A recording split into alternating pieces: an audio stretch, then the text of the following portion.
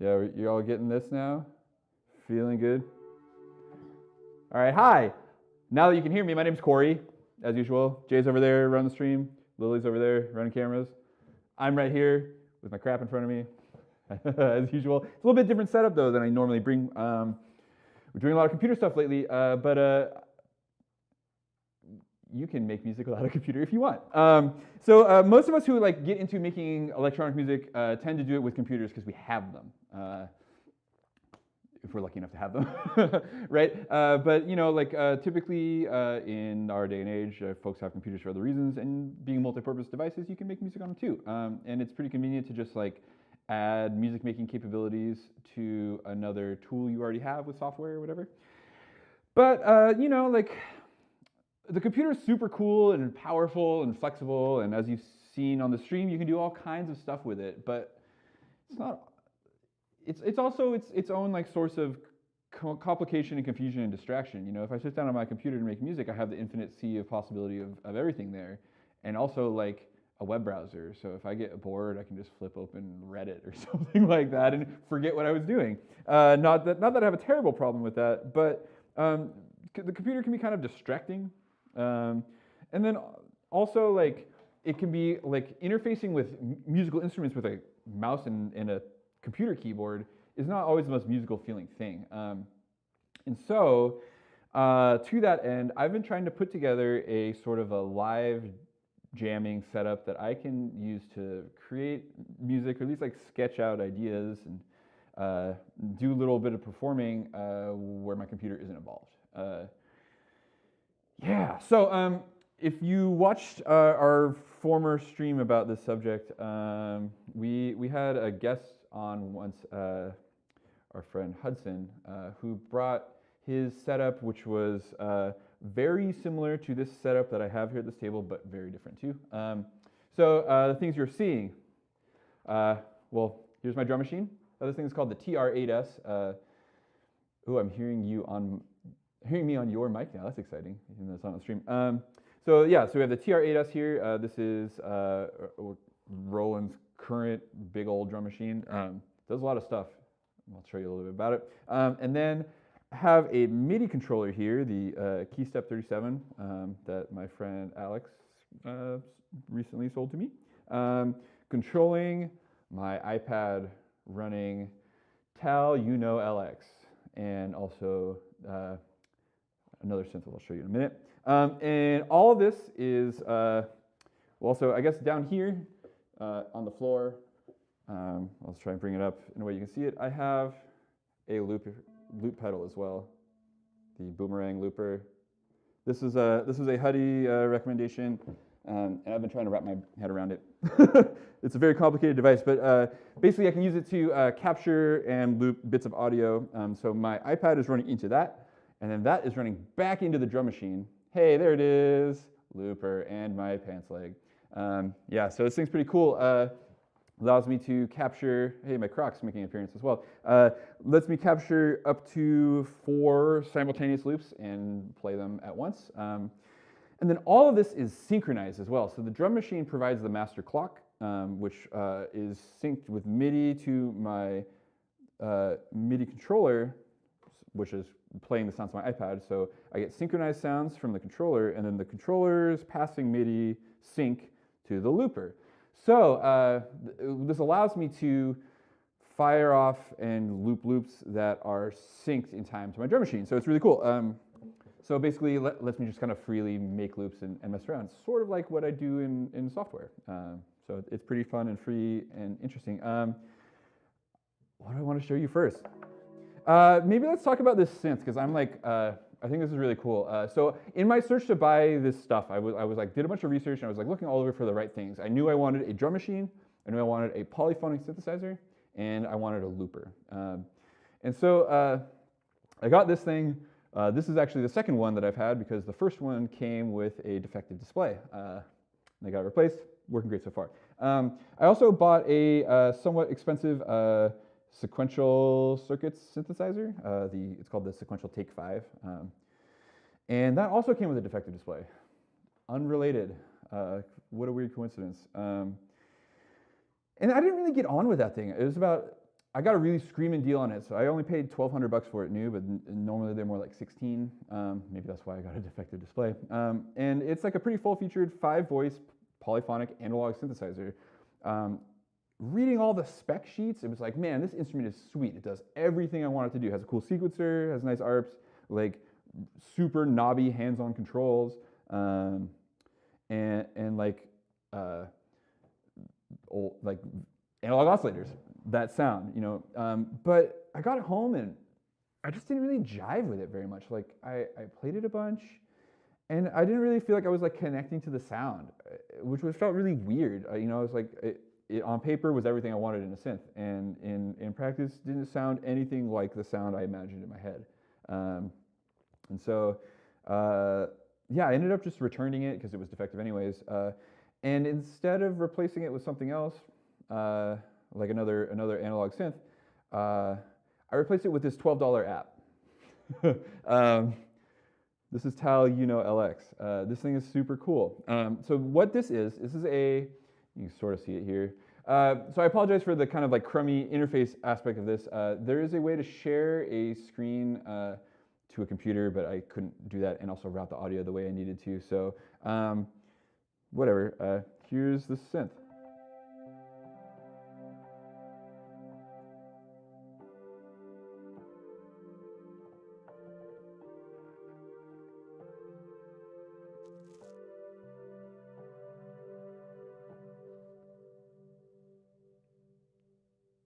I really like that reverb on there. Fun. Yeah, so what's going on with the synth? So this is a Juno emulation. So the Juno is a really popular, was Roland's like less expensive synthesizer back in the 80s. It's what's called a digitally controlled oscillators, so they tend to be a little more stable in tuning. But really, like it was a stripped down, like cheaper version of their big Jupiter synths, the Juno. It's a super straightforward instrument. It has one oscillator, has a high pass filter with no features except for one slider to control its cutoff frequency. There's a normal low pass filter, one envelope, not two. So it's only one envelope to control both, well, I shouldn't say both, either the VCA, the amp, or the filter, and then a couple sweet sounding choruses and one LFO. And otherwise, that's all the sound generating stuff. So compared to other instruments that I've demoed on here before, this thing is super, super simple. But like the thing about it is it sounds awesome. And you know, this may not come across on the stream as being like the gorgeous sound that it is. Here, check it out by the way, without the chorus turned on. So here's no chorus. This is just the raw square wave.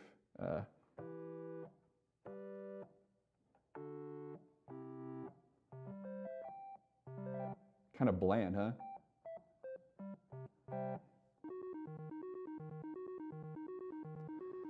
If we turn these choruses on, all of a sudden we have this like nice stereo image. And there's two of them. And you can turn them both on, and that's what I like. I just don't get sick of this sound.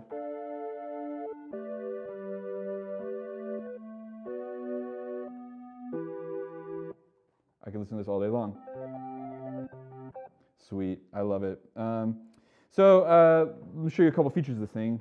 Really super straightforward thing. So it's one oscillator, but it has these like multiple waveforms, so I can enable a square wave or a saw wave.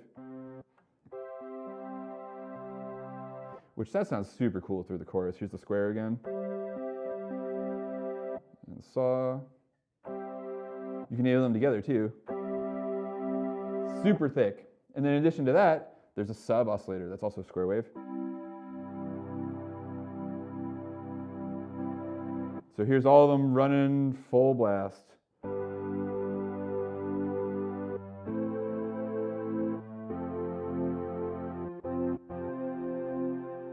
So I'm clipping your input there a little bit, Jay.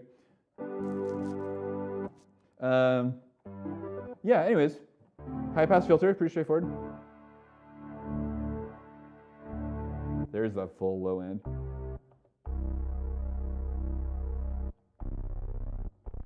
So what I really love about this instrument though aside from all that stuff, I'm clipping something somewhere, and let me see what's happening.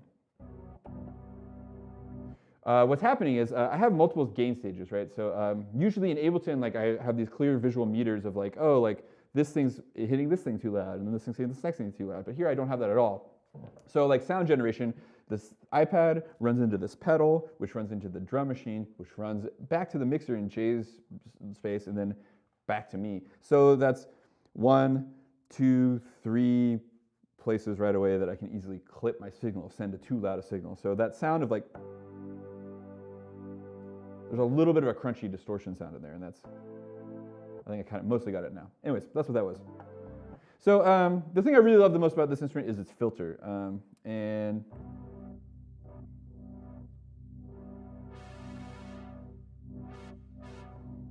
in particular what it does when you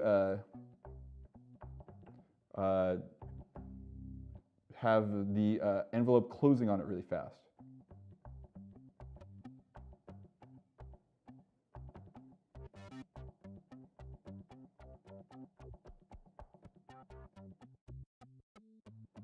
I don't know what it is, but I absolutely adore this sound. I could listen to this sort of thing all day long.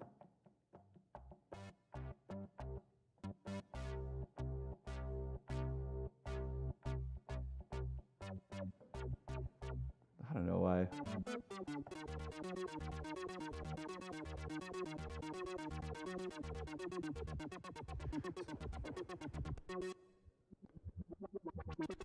There's just all sorts of weird things depending on how you set these things. So you'll notice I have some knobs controlling stuff. So let's talk about what's going on this thing. This is my MIDI controller, right? So you can just play this from the keyboard here, but playing keys on a flat panel of glass is a miserable experience. So physical keys. Rock. So this thing does a bunch of stuff, right? It's got like 3 octaves of notes, which is sweet. You see me engaging the arpeggiator. So this is like a group of notes I played earlier, but I can play any other. One thing that I really love about this instrument is that if you flip the top down again, you'll see that it actually lights up the notes in the sequence that are playing. I've never seen another keyboard that does this. Probably some of them do now. I don't know if your AV sync is very good or not, but it's showing you very clearly. I really like that about it. It's like very visual, clear what's happening on the instrument. Yeah, and so I have these 4 knobs here. You can do a couple different things with them. You can either use them in chord mode to like, I can play chords from these keys, which is like a really interesting feature. But you can also use them to control, to send what we call CC numbers to control other instruments. So right now I have these 2 knobs mapped to the filter cutoff and resonance, and then the attack and release of the envelope. You can actually get through multiple banks of these, but here's my least favorite thing about this instrument. To get through the banks, you can hold shift to select, and there's 4 banks here, but you have to cycle through them all. So if I'm in bank 2 and I want to go back to bank 1, I have to hold this button and go 1, 2, 3 to go backwards. I really wish that you could just, like here I can select my MIDI channel by like pressing the corresponding key with this number up here. I really wish there was a selector for that, but there's not. Oh well. So I've only mapped 1 bank, which is the first one. Make sure I'm on the right one. B1, the white bank, yeah. So you can see it controlling the knob in software.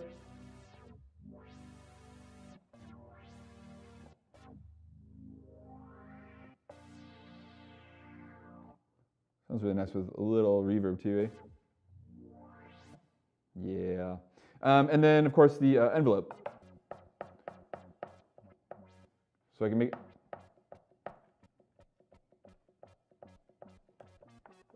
the filter open up real quick or close.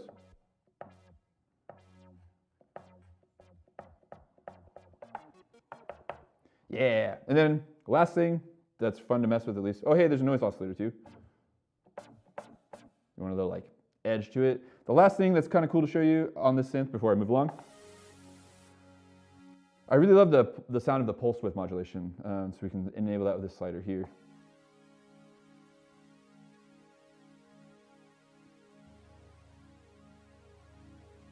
Creates this kind of like, it's like a phasing effect.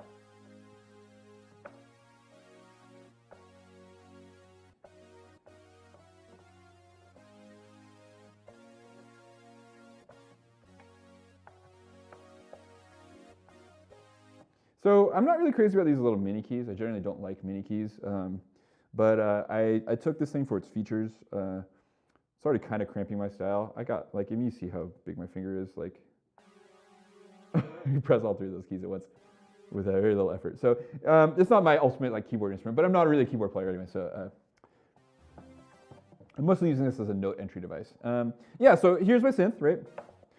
It's polyphonic, so if I want to play something monophonic, I just got to be mindful of not playing more than one note at a time, you know. But I can use it. It does bass sounds just fine.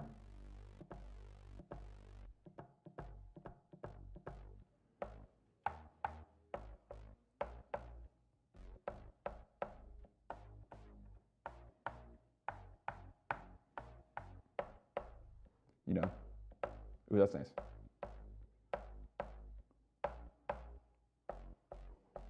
Cool. Fun. All right, yeah, that's that synth. So it's nice, like if I want to play bass lines, just do it. If I want to switch to playing chords, I don't have to do anything.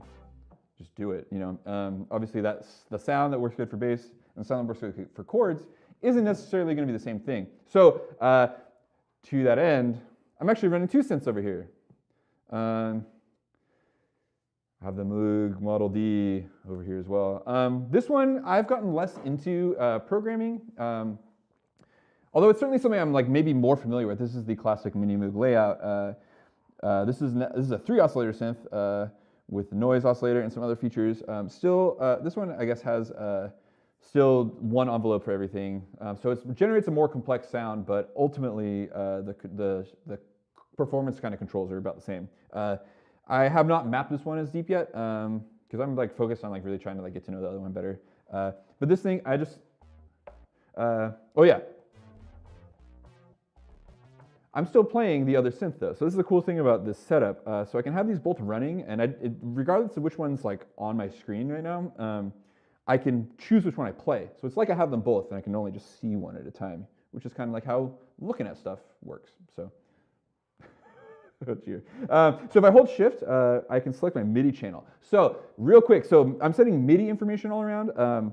MIDI transmits all sorts of different messages, but one thing that's really cool about it is that it transmits those messages on distinct channels. So there's 16 different channels that you can transmit messages on. So you can, and these will like pass through, so like this thing's sending MIDI to here, but I could like pass that through anywhere else, and I could pass things along. So say if this thing was going to listen to one of the channels, I could send a message on a different channel, and it would pass through to wherever its destination was, and then play that instrument there. So I have this thing set up on MIDI channel 2. My other instrument is on MIDI channel 1. So if I switch, oh no, I'm sorry, it's the reverse. This one's on 1, the other one's on 2. So switching, here's the Moog.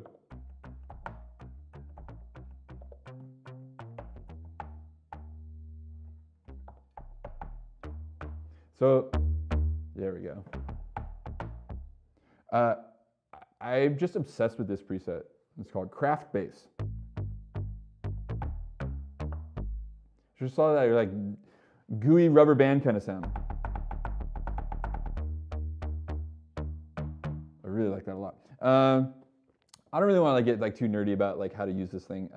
I'm really just using it as a preset player right now. You can scroll through presets over here.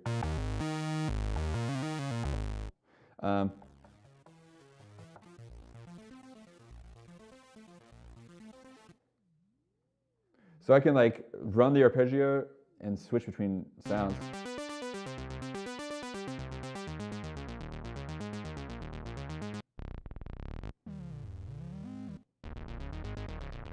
You get all kinds of weird stuff in here.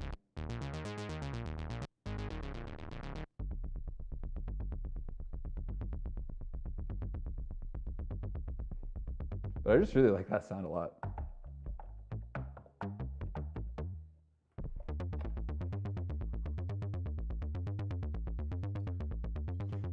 Yeah, cool. So anyways, So the thing is sweet. So like if I can like have that, I can't run this sequence and then switch to the other instrument. If I try to do that, plays the other one instead. So there's one limitation of this setup is that I can't like run an arpeggio on one channel and then play over it on a different channel. I can do that with a sequence, but not an arpeggio. And since this thing also has a sequencer, so I can like tell it what like the pattern I want to play, and it will play that pattern. And then I can play over that on a different channel with a different instrument. But I'm improvising right now, so I don't have any patterns that I want to play for you. Maybe I'll make one. Cool, great. Let's talk about the drum machine. This thing's really complicated. So TR-8S. I got this thing because it does like everything that I wanted it to do. I really wanted something that was focused on kind of classic dance music sounds, and this thing does that. It has all of the sounds of the classic 80s drum machines, and as an extra bonus, they're not sampled, they're modeled. And the models sound pretty good. So I can basically just run, it's like having all of the old Roland drum machines in one unit, plus a bunch of samples. Plus, they keep adding these new FM models, so these like instruments that are baked in here that I've had a lot of fun messing with. I haven't done a lot of like what they call like Zox style like sequencing here before. So let's talk about that real quick. I'll just like whip up a little pattern here, and we'll get a little jam going. Let's hang out at like 128. This is like I should probably clear this loop I have now, just in case it plays it, because it won't be in sync anymore. Yeah, house music tempo, 128. So the way this thing works is we start here. We have individual volume faders for all of our 11 possible sounds that we can run at once, which is pretty sweet. So the way it works is select an instrument, and then we're presented with our 16 steps of our sequence. And we can have up to 8 16-step sequences, and you can play them all in a chain. So you can have a sequence that's 128 steps long if you feel like it. Is that the right number? No, 96 steps. But I haven't really gotten that far into it. So one thing I'm just going to do is, I can hear that Jay is talking, but he's not talking to me. I'm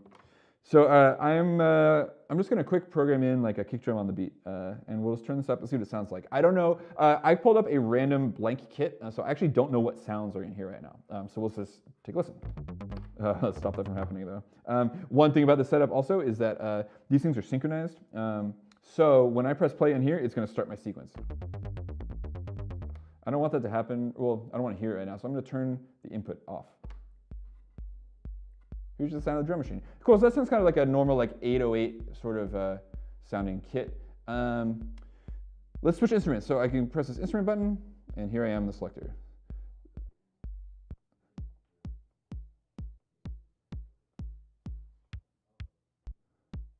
Let's try this 909 attack bass. So you can see that this little letter P here indicates that these are not samples. They are, I don't know why it says P. I'm not sure what that's supposed to indicate. PF means that they're FM models. There's some samples later. I'm less interested in that though. Let's get out this 909 attack bass. This is fun. So here I have controls for pitch and decay. And then this third knob is assignable with this button. So I press this button, I can choose what this thing does. So I'd like it to control, I don't know, what do I want to do? I like that on attack actually. You can kind of change that little initial click to take it away. So you can like add some intensity to this thing over time. Cool. Let's make a little basic pattern here. We're gonna add some offbeat hi-hats, and like let's find a good instrument for that too. I don't like the 808 much for this. That's the kind of classic sound, right? I'm kind of fond of these 606 hats though.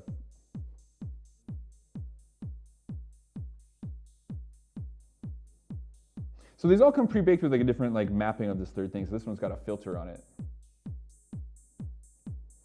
Let's pick out the corresponding closed hats for this.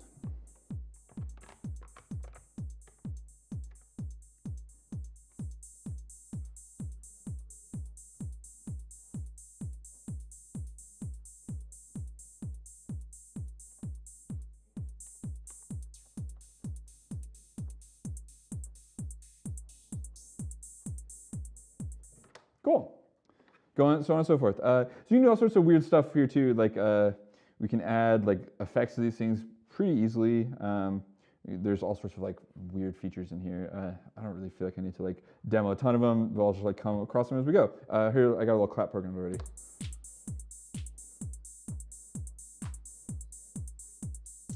Oh, cool. This I haven't found this. This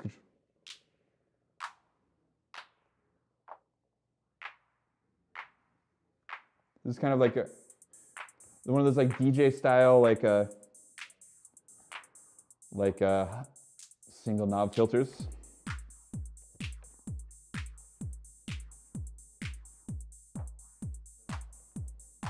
Fun. So like in addition to this, like I can move into like an instrument play mode. So like if I'm here and I don't want to sequence something, I can just play it.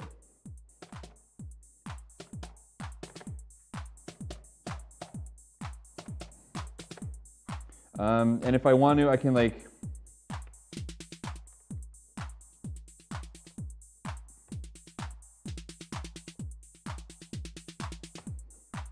do a little fade up with that like roll.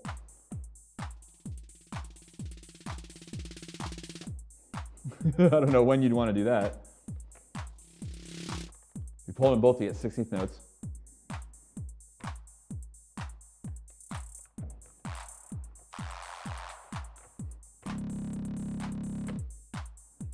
And then these buttons give you these extra weird sounds.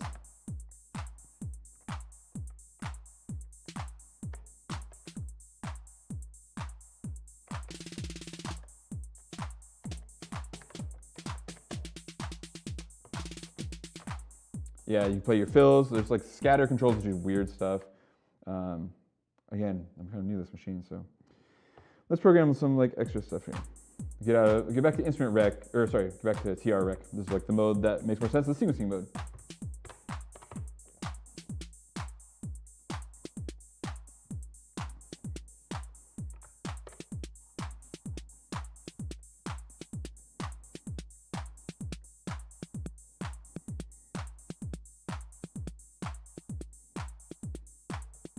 I'm gonna add some reverb to that snare. Take it away from everything else.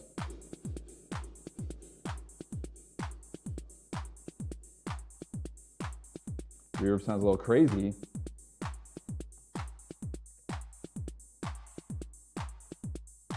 There's also a delay effect in here.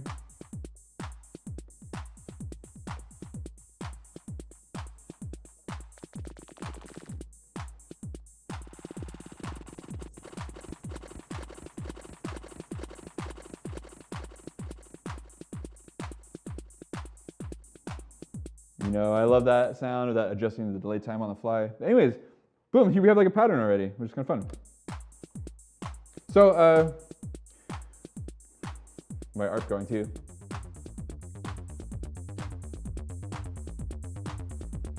Let's record a loop of that. So I'm gonna pull out this looper and see if I can make this work right. I've been having some bad luck. Well, who's that in the chat there?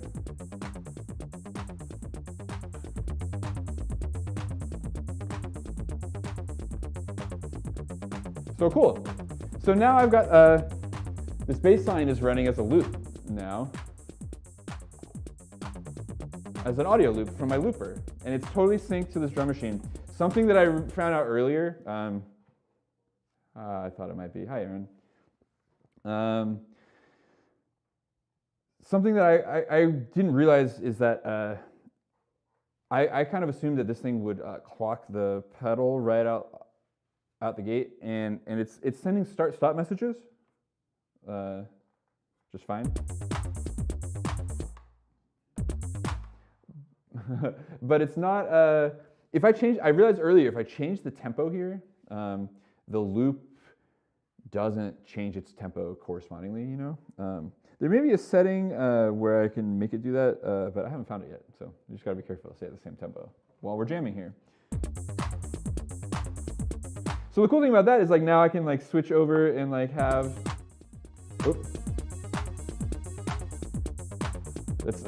that was the sequence running on the other instrument.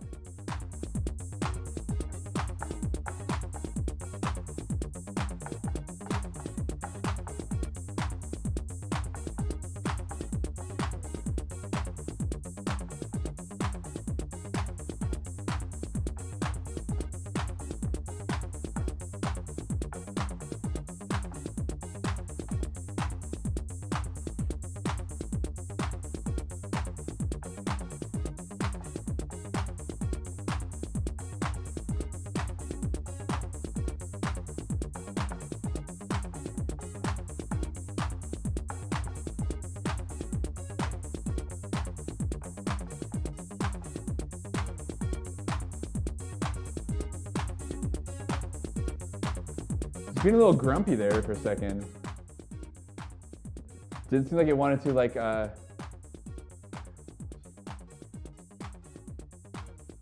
launch that loop when I wanted it to. But again, I'm still learning about this whole thing.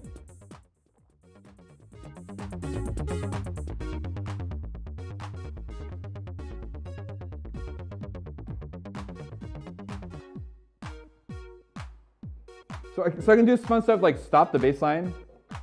And like this thing's also playing as a loop, so like if I want to like play over this, I can, which is fun.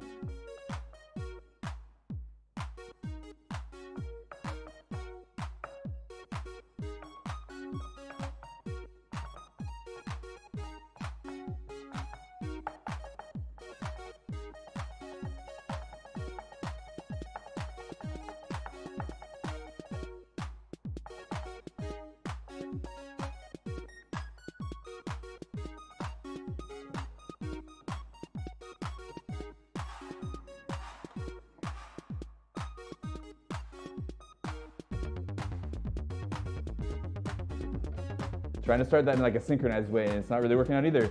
So there seems to be something about like the loop length here that like I have to be mindful. Like even though like what happened is even though I recorded like kind of a long loop, or it's a short pattern, I recorded around a few times.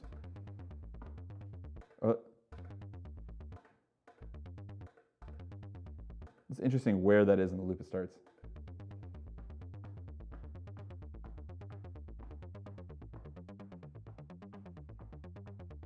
So even though that's like it's a short pattern, I recorded kind of a long time of it. So when I'm trying to sync stuff, it's waiting until the end of the loop to do its sync thing. And so it's hard for me to time.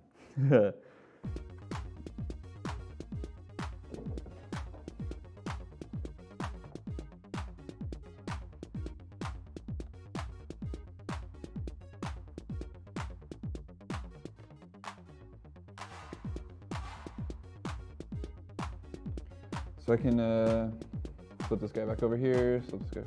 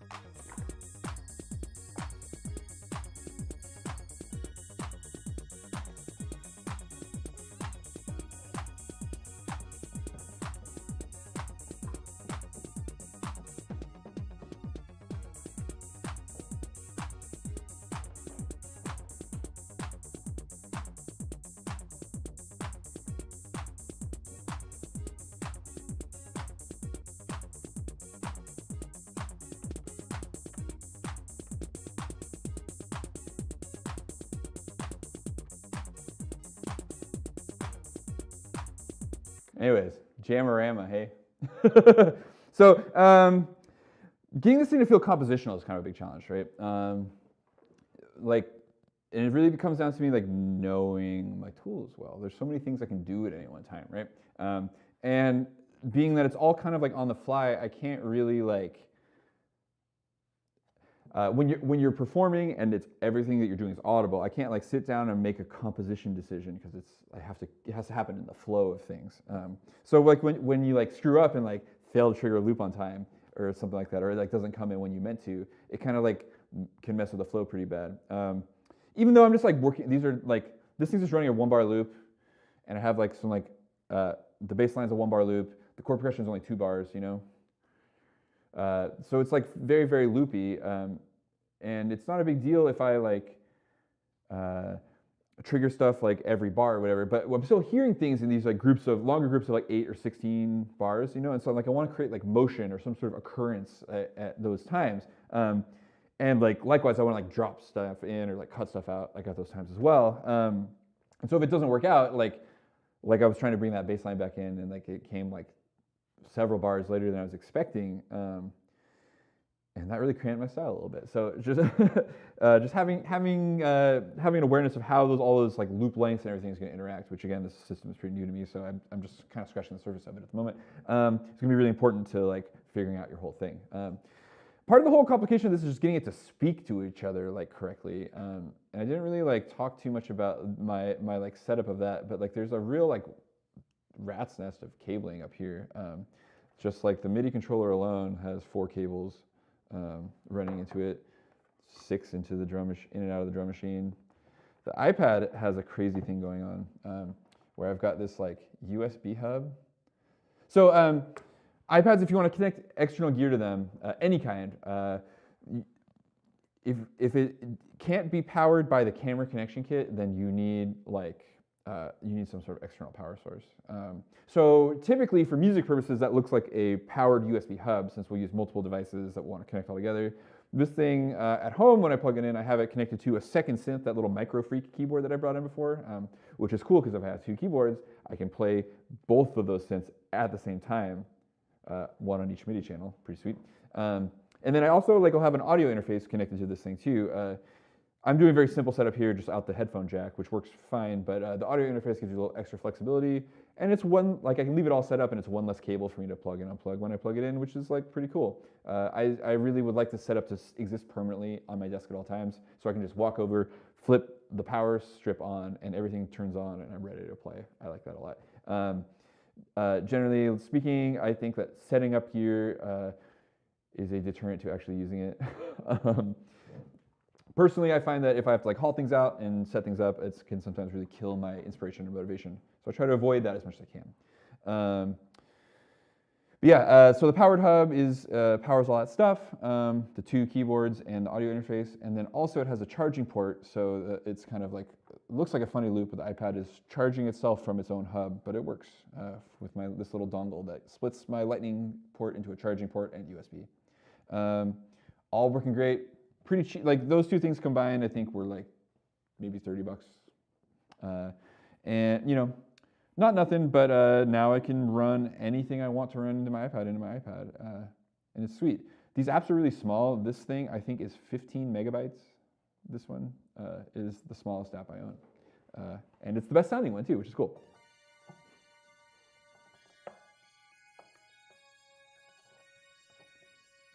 Yowzer. Okay, so let me show you a little bit about how to like add some like extra stuff to this. So like things I've been doing. Make sure that thing doesn't. Let's stop these guys.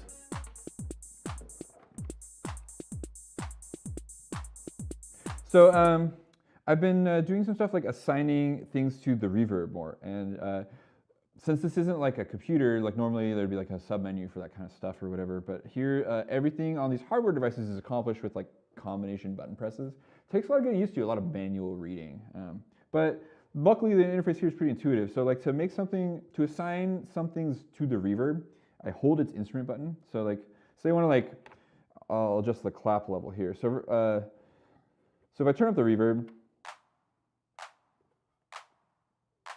that's actually just the tail of that sample. A little more of a dry version of it. So I can assign this to the reverb. So I'll have the reverb level is cranked up all the way, but this isn't going to it at all. I can change its send level though by holding this button and turning this knob.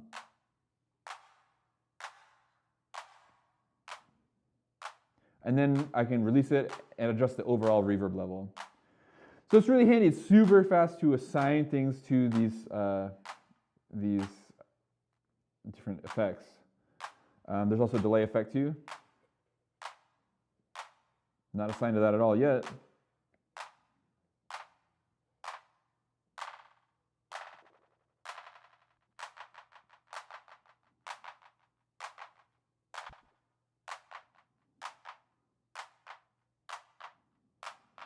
And it's showing me the values over here. Dotted 8's generally a good option.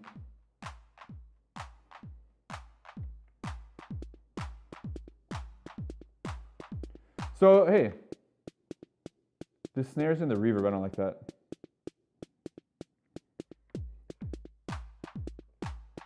So being really particular about which instruments go where is really helpful. Oh yeah, so I was talking about like creating motion and like making things change and stuff. Let's do that a couple different ways. One thing I can do really quickly is I can copy pattern A to B, and then if I press these two buttons, they'll both play. So here now it's playing pattern A and pattern B, and switching back and forth. So let's like change one of them. So if I want to choose, like this was confusing to me, but if I want to choose which one I'm selecting, if I press B, it's just going to start looping B. And then if I want it to do both again, I have to press both again. So I figured out that by reading the manual, if you hold this TR rec button, you can choose which one you're focusing on without changing the selection of overall patterns being played. So if you change the second pattern somehow, you got a longer pattern.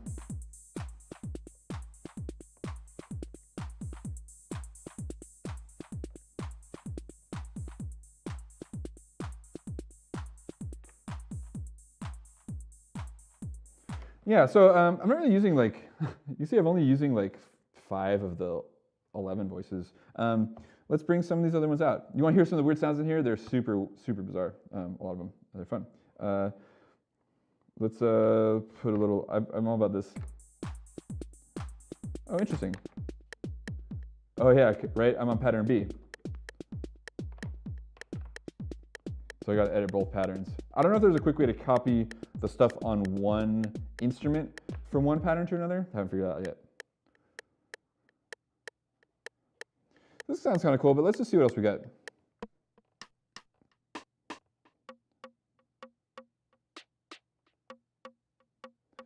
This is a weird one. So this is one of the sampled sounds. Whoa, excuse me. Hit that button with my foot. This is one of the sampled sounds.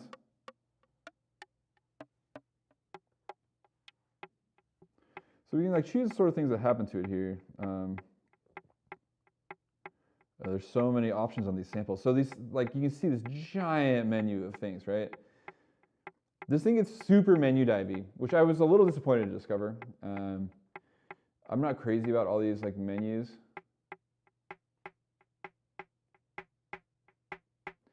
I do like all these features, but it's just not my favorite. I don't really like looking through all this stuff. But the end result is like I can like, it doesn't take long for me to like get to a sound that's like interesting to me.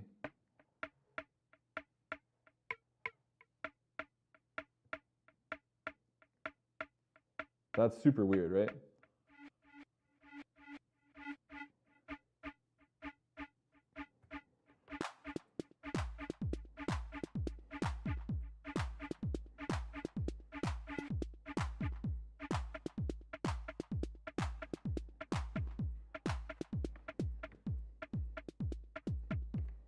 Sounds like 2-shell again. Always sounds like 2-shell.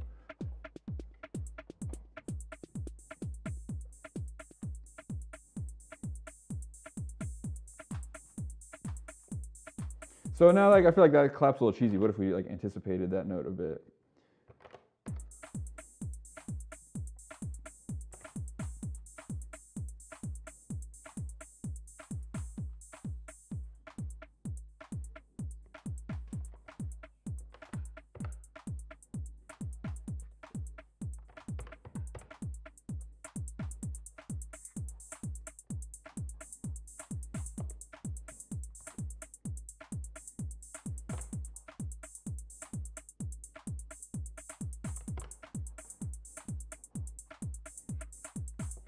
Fun.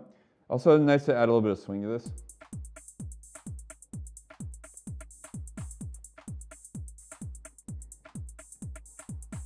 This is something that like on a lot of tools is like a single knob, like there's a dedicated knob for that here.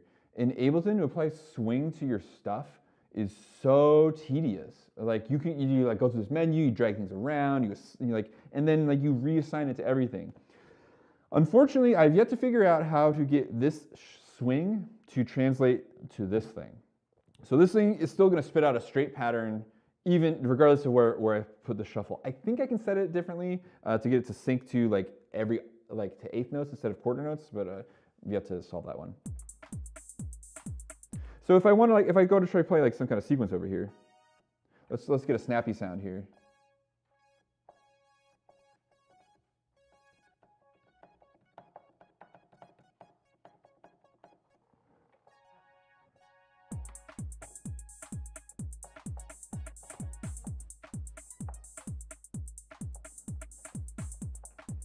Weird.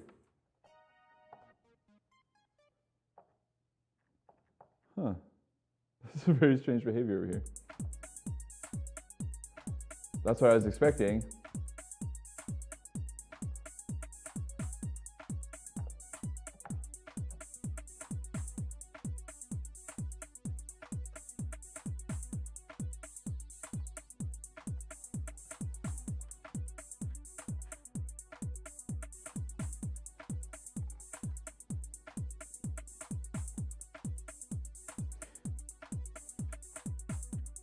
So I don't know if you can tell, like,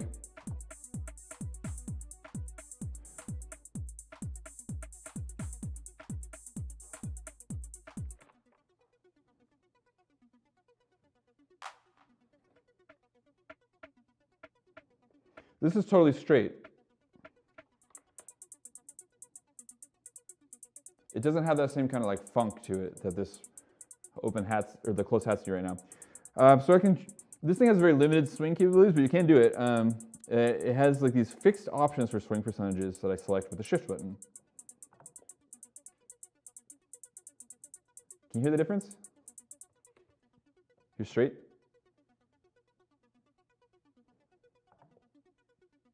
And 54% swing. You hear that?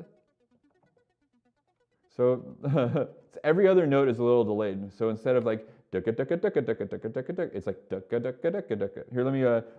I'll dial up a higher percentage. So here's the maximum swing percentage, or I'll walk through them. So here's off.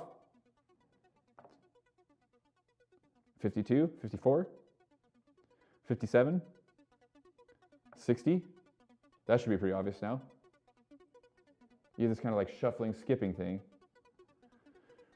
Goes all the way up to 75. I can't really imagine when you'd ever want that. 63 feels pretty extreme to me. 75, they're practically delayed to the next note. I don't want that. So I think this is maybe closer.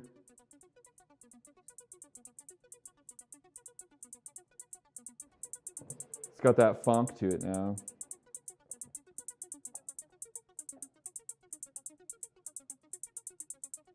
Did you notice that was a little funny sounding at first?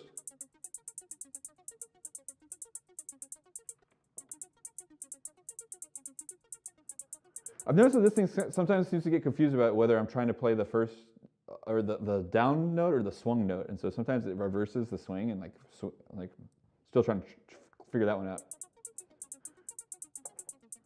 Like right there.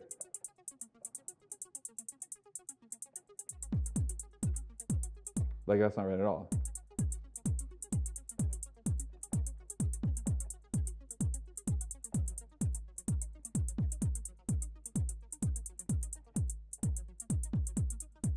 That's right.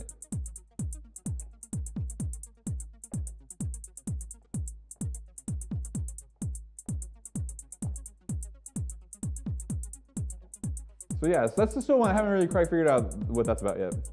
Chat me if you know. I'll try and solve that one later. But yeah, so like I'm finding that I have to set the shuffle manually on this thing to like match it, and that's been a real like tedium to my workflow. But you know, getting somewhere slowly but surely. still have those loops saved. And I haven't changed my tempo.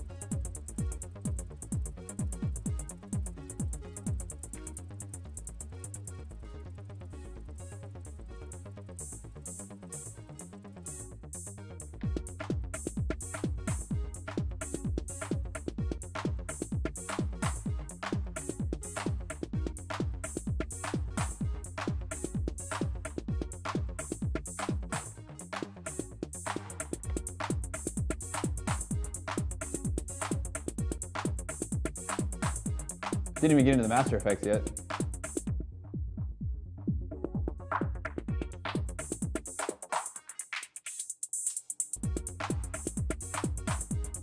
That's pretty fun. I don't know if you noticed, but my loops are running through here too. So that's like one of the cool things about this setup this way, where like all of my, everything runs through here. So I'm actually just sending stereo out of this, and everything is, this is like my master brain of the operations, you know? So I can run different effects over here and like apply them to everything, switch types over here.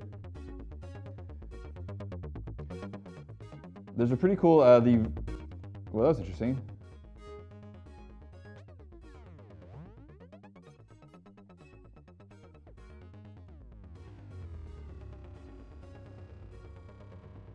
So these all have like deeper controls that you can get into if you want.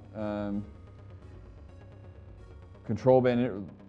Oh my god! Like there's like 7 options for this one effect. Let's see what it sounds like if we do something. Or we can change what the knob does.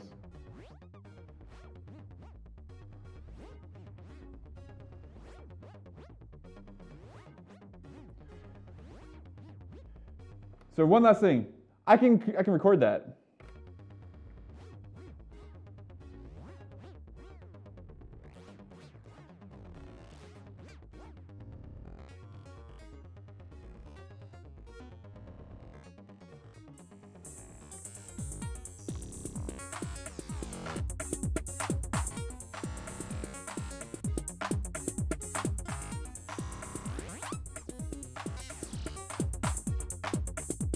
I can record anything too. It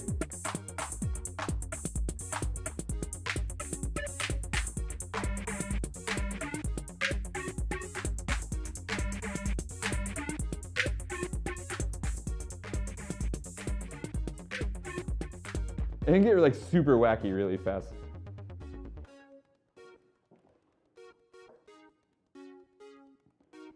Anyways, I think we're getting close to our time here. So I don't want to blab too much more. But yeah, this is like really like the sort of stripped down, like kind of bare minimum sort of thing that I would feel like I would need to like sort of do something that feels performy. Obviously, like I don't know what I'm doing. I feel like a person who's like picked up a new instrument for the first time. You know, like it reminds me of like the feeling of like playing like a, I don't know, like a clarinet or something like that, or saxophone. Like I don't know what I'm doing.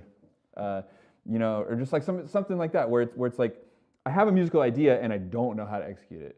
I sort of have an idea, and the cool thing about this stuff is that it like leads you to places that I wasn't planning on going. But at the same time, it's like, oh, like how do I make the music in my head come out of this thing? That's the longer sort of longer term sort of thing I got to figure out. It's going to be a lot of like making simple chord progression loops and practicing messing with them. The more instruments I have too, the more like varied the performance can be too. So like at home, I've got another synth that has some effects hooked up to it too. And so I can like mix and match between all those things, and they're all running through a mixer there. so I can then like also change levels independently of this whole thing. So I have a lot more control there.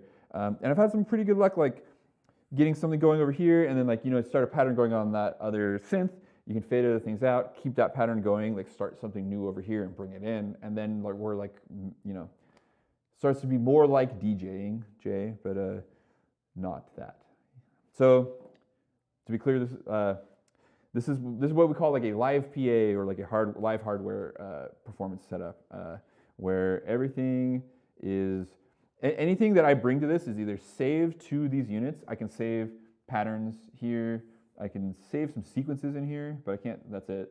I could save some loops in my looper, but that's not, just a couple, I think. Actually, I think they probably, I don't know if they stay in memory when you power it down even. So I'm like really like, it's like some drum patterns and then whatever I bring to the table with the keyboard. And the looper. This is pretty cool. Very freeing, very flexible and improvisatory with all of the benefits and drawbacks of that. Yeah, so I believe we're about to go off the air. So I'll just say thanks for tuning in and hanging out. We'll see you next time.